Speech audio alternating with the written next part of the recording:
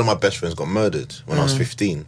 Danny Westmacott in Edmonton McDonald's, and that kind of just made me know that where the path I wanted to be. Like, I wasn't really into being like, okay, I need to be on the roads, even though I knew all the road guys. Do you know what I mean? And it's like, and I think a lot of them respected me because they realized, now Frank's like, he's doing something different. Do you get what I mean?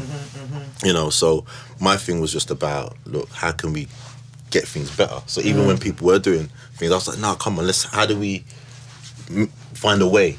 Do you get what I mean? You know what I'm saying? How do we find a way? So that was kind of where my head was at. So a lot of your parents give you like a little talk, because obviously you're in school when that happened, isn't it? Yeah. So like, did they get a bit fearful for you or anything? No, yeah, a bit, but no, not really. I think they knew that my head was screwed on, you know. But it was a crazy time. Like, you know, Wood Green was a war zone. Do you know what I'm saying? Like, do you get what I mean? You know, this was just at the height of the Hackney-Tottenham beef. Yeah. So, you know, and I had a lot of friends in like Dalston side, which was not Hackney, but do you know what I mean? Still Hackney. Do you know what I mean? You know, and it's just, but I think my parents knew, like, you know, but they were still like, back then, social media, people hadn't understand, like, social media is put a spotlight on a lot of things that used to happen anyway. Yes. Do you get what I mean? We just didn't highlight We just didn't have the same like shareability. Yeah. You know what I mean? It was really just through word of mouth. Oh, this man's such and such, and then you hear it from someone else, and then all of a sudden you're like, oh no, this is crazy. Do you get what I mean? You know, but I was always about, how do we get money? How do we find a way? Do you get what I mean? To kind of make things different. Any siblings? Yeah, I got one sister. I got one sister here. I got a brother in Ghana, and then a sister who passed away in Ghana as well. Yeah. Alright, so my sister, you know, shout out Jennifer. She played a big part. You know, and she helped with just kind of, you know, seeing her work hard, and then I was like, boom, how do I do it? Do you get what I mean? So, you know, in my household, uni was the thing, so you had to kind of go uni. Yeah, come on. And my parents were cool, because once they said I'd go uni, after that I can kind of do what I want. So literally after uni, I set up my first business straight after uni, you know, and that was a company called It was like an edutainment company, so it was like it was actually a work experience help service for people in the creative field.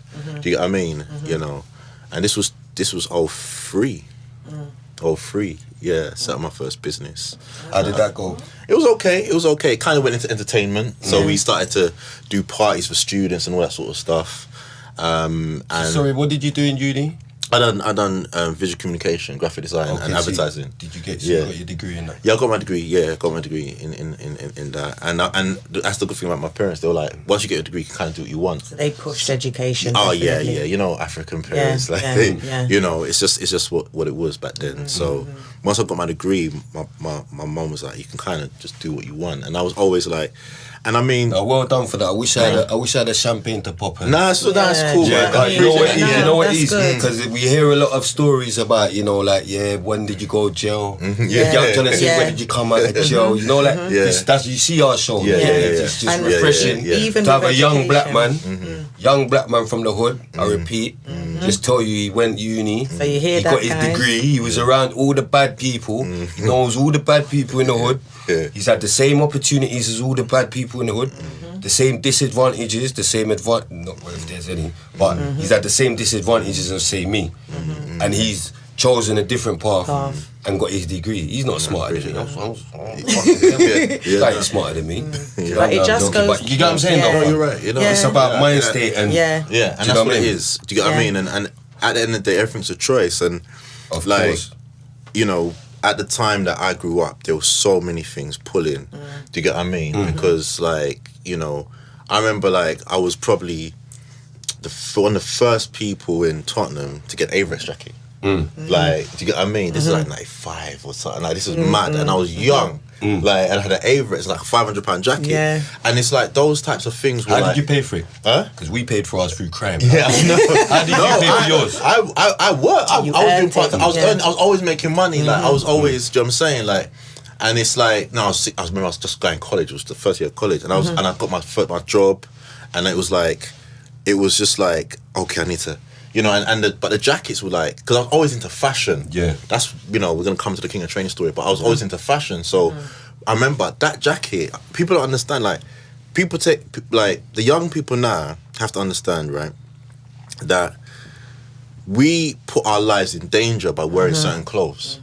Because when I had an Averex, that jacket was. It was like a target. Of course it was. It was like a target. Do you get what I mean? Not just have your Averex. You gotta have your little tree star as well. But even though I wasn't like street, I could fight. So I did business. yourself. Everyone knew me, so they knew we're not gonna mess with Frank. But at the end of the day, I could still fight. So it's like I just didn't care. But it's like you go into other ends. Oh, he's got Everex, and you know. And then back then you had to have the 110 trainers, and then if you had 110 trainers, you were doing stuff. Do you know what I'm saying? So it was just a different time. So when I see all these kids, when I see all these kids now, and they got 110 trainers, they got Supreme, and all, like. They don't understand how lucky, because we had to go through the fire for that. You know what I mean? People get in their now they could just have it and just walk about you know normal. They don't have to worry about no one ripping it off their back. Going to West End was a mission back in the day. Like, people don't understand. It was a mission. You go with your man them, and do you get what I mean? And it was like a gauntlet. Do you know what I'm saying? Like, even it was a gauntlet. Yeah, it was a gauntlet, because you have South man wanting to rob man. 28 in there. You get me? So like, and then you know, because I like fashion. It's like I'll wear stuff that was targetable. So I had the 110s, I had everything that would make me quote unquote deem as a shotter back then. You know what I'm saying? And it's like, so, but I was always of the I had it all.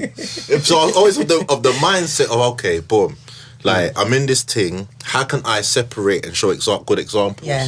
So when I went to uni, like a lot of my friends didn't go to uni, but they, you know, and a lot of them did, you know. I've got some friends that are kind of like, you know, that proper, you know, on the right path, you know. So it was just one of those things that it was just I just trying to set good examples. So it's so good to have you on here and speaking about this, you know, because you see our last episode, what we did with Jordan, it was about education, and a lot of the people that we've had on it here, like, didn't really rate school system, if you know what I mean. Like, you know, because we've spoken to like a lot of creatives, and it's not like I don't want to paint like a bad picture, like you can't do what you're doing through because you're like a perfect example that if you've got that mindset and you've got a goal and you are academic, that you can actually, do you know what I mean, do the steps. And you don't have to be a nerd. You don't have to be. Do you know what I mean? I was never that. No, do you know what I mean? Do you know what I'm saying? Do you get me? It's just that, but you know what it is sometimes society puts these pictures of,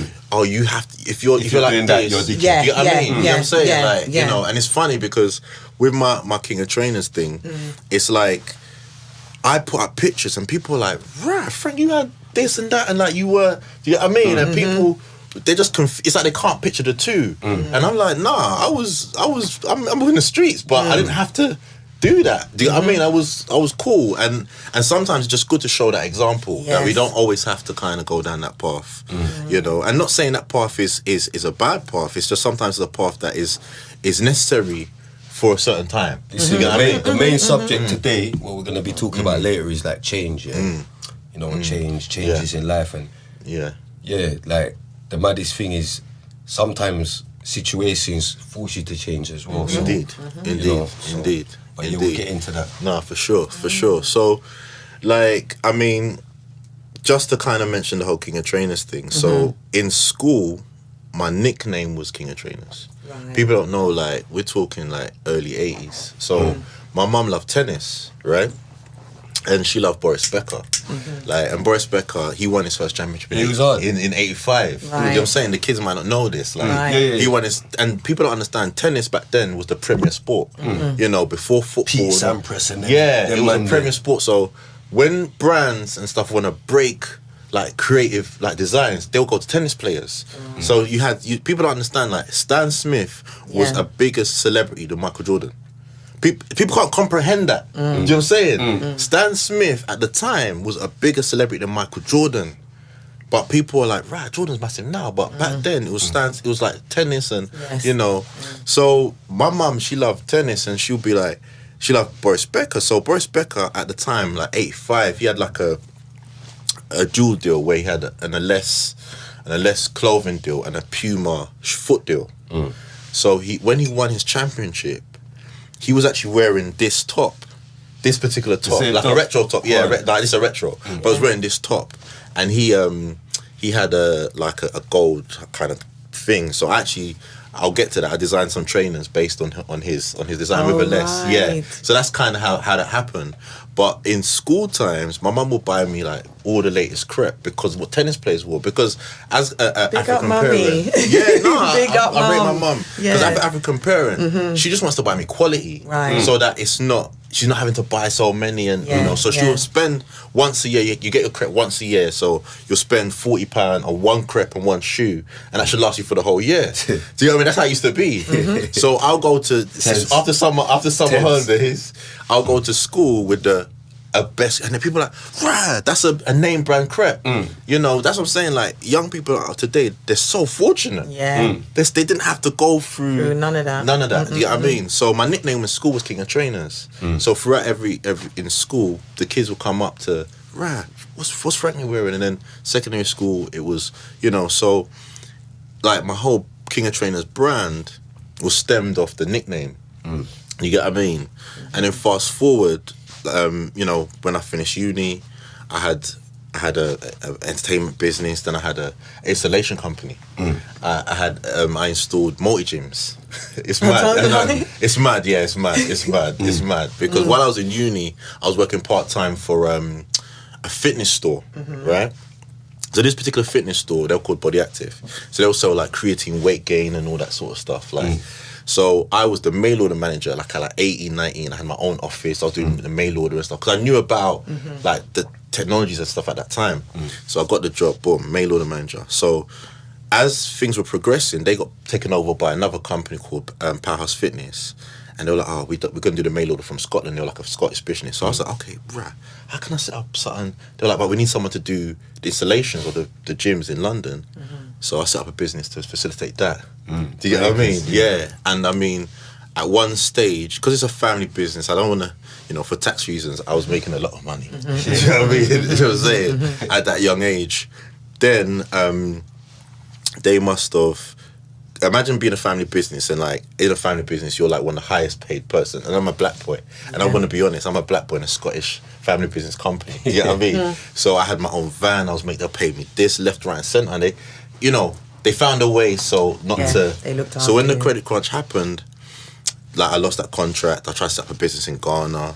I had a bus company in Ghana. Had all these different businesses. And and I bought property young as well. Do you get what I mean? So I was an entrepreneur. They invested young as well. I was an entrepreneur from young. But then, I'm going to give people the real. Sometimes when you're juggling all that and you're young, I had like, when I was 20, by 26, I had probably $1 million in property. Really? Do you know what I'm saying? Yeah. I had about 3 to 4 properties, 4 or 5 properties. Yeah, no, I remember you've been doing your thing for long still. So it's like, so for me, it was, but then when the whole 2008 credit crunch, 2009 credit crunch happened, I was paying all these mortgages. And I just couldn't. I was just couldn't keep up. Couldn't keep up because my tenants. I got a place in Southend, and my tenants weren't paying their rent. You know what I'm saying? Then I just took hiatus from. I took hiatus from work. Wrote to all my creditors and said, "Look, this is what's happening." Boom, boom. And at the time it was a credit crunch, so people knew what was going on. Do you get what I mean? Yeah. And then from there, I set up a website called Fabs Network. You actually follow me on that on Twitter. Yes, Fabs that's Network, right. That's me. Fabs Network. Right. On Twitter. So, so I set up a social network before Instagram. So this is 2010. I set up a social network, and that social network was like, imagine Instagram like on a laptop. Okay. Yeah. So you knew what you was doing from back then. I had lots of followers, etc. Like, and I think I was moving that site. Like I was giving the news, and I had all these different things going on. Yeah. Then it got hacked. Oh no! It got hacked in like so crazy, and I was just and I was chucking money at it, and it just wasn't working. Oh, so I just came off that. Yeah. Then that's when on Twitter I started to build like social media courses on Twitter and start teaching people. Then on Twitter I became like what you call a twogger, which is a Twitter blogger. So I used to get paid to go to events and tweet. Yeah, back in them days. Why? Yeah. I used to get paid to go to events and tweet back in them days. So this was about 2011, 2012. Then on the Fabs Network website, I had the King of Trainers forum. So I registered the Twitter. And this is where the whole story with JD Sports and stuff gets crazy. So I registered the Twitter. So then what happened was, by me registering the Twitter, one of my friends, shout out Dale, he said, Nike on Just Do It, and that's on Impossible Nothing. Why doesn't JD Sports, because JD Sports used to use King of Trainers in the 90s, right? So why doesn't JD Sports speak to the real King of Trainers? And then the person who ran the Twitter account at the time was like, who's this imposter? What people don't know is they used to use it in the 90s as a tagline for their shop. But then they stopped it around 2003. They kind of stopped using it as much, and they went with best of the best. So it changed from the blue bags to the yellow and black bags. You know what I mean? If everyone knows JD, right? So around 2011, when they found out Twitter and social media, because it was new, like people, you had Facebook and MySpace and all that, but the whole Twitter and Instagram game was new. So I had the Twitter, and I only had the Twitter because of my Fabs Network website. So I had a forum one day where I'll just be tweeting about news, about sneaker news and stuff like that. Do you get what I mean? So they then attacked me on Twitter when my friend said that, and said, look, who's this imposter? Why are you an imposter? Get off, you're using our name, all this sort of stuff. That's when you got hacked. Nah, well, it was Did around you get that time. Before or after? It was after. It was after that time. So then, you see what I'm saying? So we had that exchange. So imagine they're exchanging with me on Twitter. Boom, boom. 2 weeks later, I get a cease and desist, illegal cease and desist from their lawyers. They trademarked the name, saying that like this is what we've done. It's a trademark. Blah, blah, blah, they boom. trademarked it. So, but how comes you got a blue tick on the King of Trainers on Instagram though? I haven't got a blue tick yet. But I'll explain. I'll explain that. So what happened is on the Twitter now, they had a Twitter exchange. 2 weeks later, they sent a legal cease and desist, and that was like. So it was like, oh man, like what's going on here? And they were a bit devious with the cease and desist because they went deep. They found out that a couple of things I had, and they were going to sue me and all this sort of stuff, right? So with trademark law, there's so many grey areas, right? So you're Young Spray. So if there's another Young Spray somewhere in the world, they can't just come and say you can't use it because you've got over a 7-year association with that name, right? So there's different IPs and it's got history. You got history with it. Yes, you know what I mean? Basically. So. Like, you can't just come and tell me I can't use something if I've got history with it. You know, you have to come and it has to be beyond reasonable doubt that I'm using my name to pass off as JD Sports, right? Do you know what I mean? So, like, I must have wrote to their lawyers because I'm from the hood. But then big heads, they find loads of little loopholes that they can get around. That's what I'm saying. It? And I'm from Tottenham. I'm not looking to be bullied by anyone. So I'm looking at it like, cool. You want to take me to court? Let's work together. That's how I am. I'm an opportunist. If something happens, I'm gonna try to find a way to make money out of it. Let's work together. Then their lawyer's like, no, our client doesn't want to work with you. Like, you're an imposter. Like, just going like crazy. So people are like, and this is, remember, this is before Instagram and Twitter was around, but it was before that. So you could just put it up and go crazy. So this was around 2011, and this is where the story gets interesting. So they said, okay, we're going to give you 7 days to comply, right? So I learned everything there is to know about trademark law, right? And I saw like loopholes and grey areas and stuff. So then their lawyer called me back. No, sorry, I called their lawyer. So I was holding that for so long. My 2 Deluxe went so crazy. It's all good. You get me? I put it out. It's all good. So, all good. Okay, cool.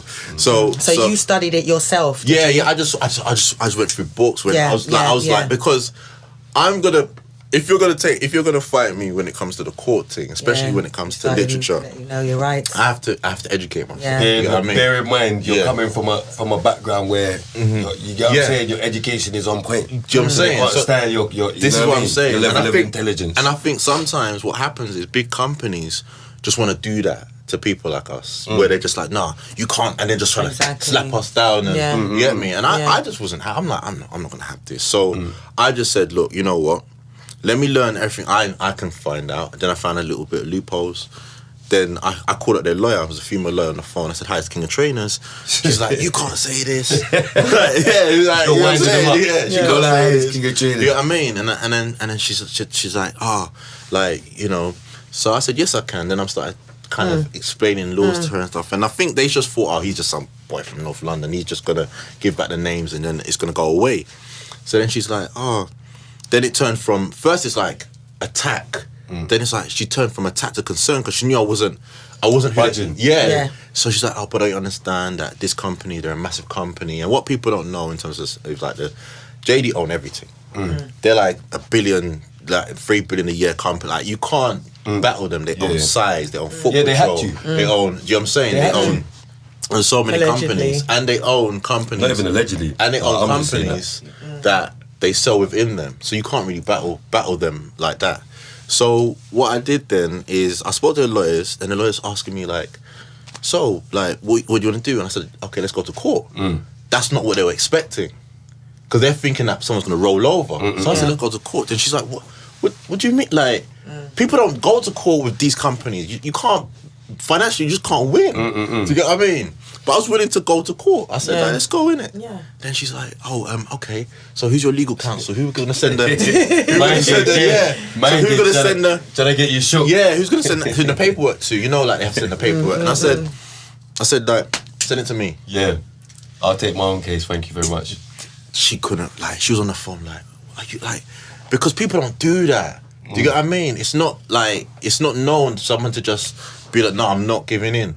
So literally, she said, okay, well, I'll get back to you, boom, boom, boom. About 2 to 3 months later, I'm waiting because I'm ready to go to court. I'm preparing to just go in front of the judge and be like, look, this is the truth, you know. And